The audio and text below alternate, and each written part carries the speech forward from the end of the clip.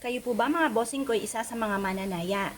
At kayo po mga bossing ko ay isa sa mga nagnanais na magwagi na limpak-limpak na salapi or manalo ng jackpot. Ako po may tuturo sa inyo mga bossing. Dito po ako yung nagsimula. Ako po mga bossing ko yung nagsunod-sunod ang mga pagtama mga bossing ko sa aking mga tinatayaan.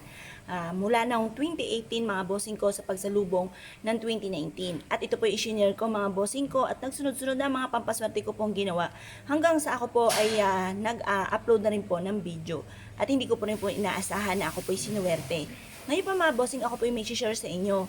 Mainam na subukan niyo po itong gawin. Basta kayo po ay may 100% na paniniwala sa mga gatong mga pamamaraan. At imamaisip nyo na kayo magiging matagumpay. Simula na ito ng tagumpay. At alasin nyo po sa isipan nyo po na kayo po ay malas. Ngayon pa mga bossing, kapag po yan ay nagawa po ninyo, ito po mga bossing ko ay mapapasin po ninyo na kayo po ay palagi sinuswerte. Na instead na kamalasan ay puro swerte ang darating po sa buhay po ninyo.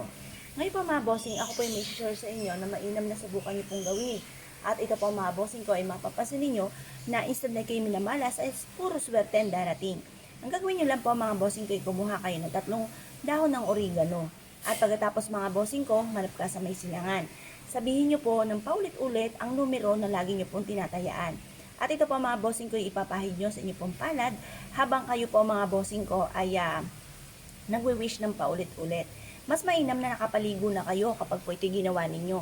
Para yung amoy po, yung aroma ng ating oregano ay nanuot na sa inyo po mga palad.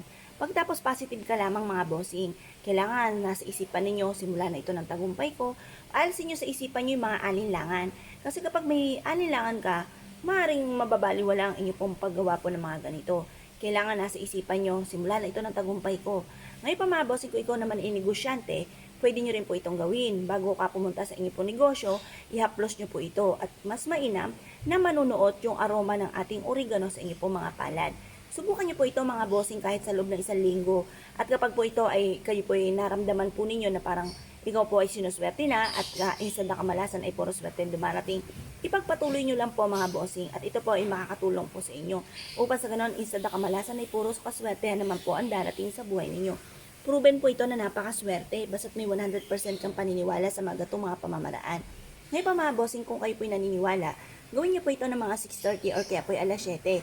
Basta ibibilad lang po muna natin ang ating oregano hanggang alas 8.